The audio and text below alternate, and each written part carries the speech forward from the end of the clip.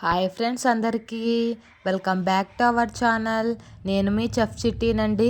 ఈరోజు మనం పప్పుతో పాటు చారు కూడా ఎలా చేయాలో చూసేద్దామండి. ఇది ఎర్రపప్పు కర్నూలు స్టైల్ అండి. చాలా అంటే చాలా బాగుంటుంది. ఈ రెసిపీ బిగినర్స్ అయినా కొత్తగా పెళ్ళైన వాళ్ళు కూడా ఈజీగా నేర్చుకోవచ్చండి. ఈ ప్రాసెస్ చూసేద్దామండి. ముందుగా ఒక గ్లాస్ బ్యాల్ తీసుకొని అవి 2 సార్లు బాగా కడుక్కొని అందులోకి 1కి 3 గ్లాసులు పోసుకోవాలండి. అలా అయితేనే బాగుంటుంది. అలా వేసి మీడియం సైజుగా ఉల్లిగడ్డలు, ఒక టమాటా పండు కూడా మీడియం సైజులో కడుక్కొని కట్ చేసుకొని వేసుకోవాలండి. అందులోకి పచ్చి కరివేపాకు, కొత్తిమీర, మీకు తగినంత కారం వేసుకోండి. మీకు కారానికి తగినట్టు వేసుకొని అందులోకి పసుపు కూడా వేసుకోవాలి. కొంచెం చింతపండు వేసుకొని బాగా కలుపుకోవాలండి. అందులోనే కొంచెం నూనె వేసుకోవాలి. నూనె ఎందుకు వేస్తున్నామంటే పొంగిపోదండి పప్పు అనేది. సో నూనె వేసుకొని ఒకసారి కలిపేసి మూత పెట్టేసి 6 విజిల్స్ ఇప్పియాలండి. ఫ్లేమ్ అనేది మీడియం ఫ్లేమ్లో పెట్టి 6 విజిల్స్ ఇప్పియాలండి.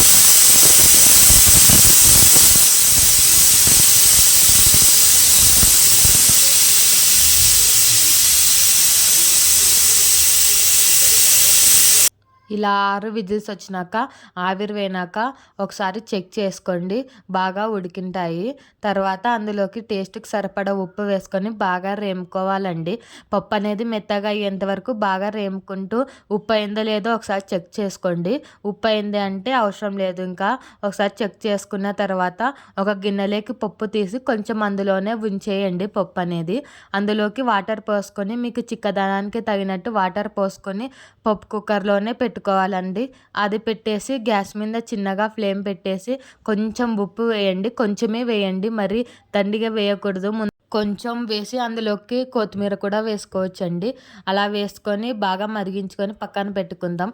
ఒక బాండి పెట్టుకొని అందులోకి 2 టేబుల్ స్పూన్ల ఆయిల్ వేసి ఆయిల్ అనేది హీట్ అయినాక అందులోకి ఎల్లిపాయలు వేసి అవి కొంచెం ఎర్రగా అయినాక వట్టిమిరపకాయలు, దాంతోపాటు జీలకర్ర, ఆవాలు, ఉద్దిబ్యాలు వేసి అవి కొంచెం వేగినాక గ్యాస్ ఆఫ్ చేసి కరివేపాకు వేయాలండి. పచ్చి కరివేపాకు వేస్తేనేనండి బాగా టేస్ట్ ఉంటుంది పప్పుకి. సో అలా వేసి మనం ముందుగా చేసుకున్న పప్పులోకి మరియు చారులోకి వేసేసుకోవాలండి. మీరు సపరేట్గా అయినా వేసుకోవచ్చు, లేకుంటే ఇలా 2 దానిలోకి ఒకటేసారి అయినా వేసుకోవచ్చు. వేసుకొని తర్వాత అనేది బాగా కలిపేయాలండి. రెండిట్లో చారులోన మరియు పప్పులోన. అలా 2 చేసేసినాక వేడివేడిగా తింటే అన్నంలోకి చాలా అంటే చాలా బాగుంటుందండి. ఒకసారి ఇలా సింపుల్ ప్రాసెస్లో చేయండి నా స్టైల్లో. ఈ వీడియో మీకు నచ్చినట్లయితే లైక్ చేయండి, షేర్ చేయండి, సబ్స్క్రైబ్ చేయండి.